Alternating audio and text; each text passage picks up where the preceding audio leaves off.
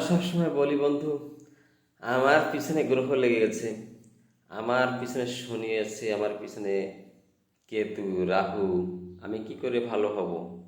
আমার পয়সা কড়ি হচ্ছে না, আমার এই কাজ সব পণ্ড হচ্ছে, কি করে হবে? গ্রহ দোষ লেগে গেছে, কিছু করার নেই।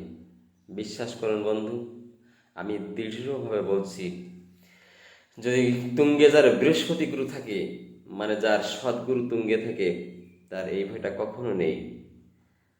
গ্রহদের গুরু হচ্ছে বৃহস্পতি, আর সেই গুরু যদি মস্তকের উপরে সবসময় থাকে, সদ্গুরু, নবগ্রহর গুরু হচ্ছে তিনি।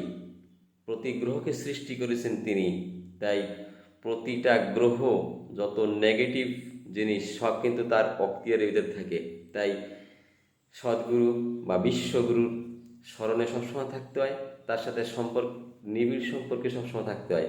তাহলে কোনো গ্রহ নক্ষত্র কিছুই করতে পারে না। খুব ভালো থাকুন।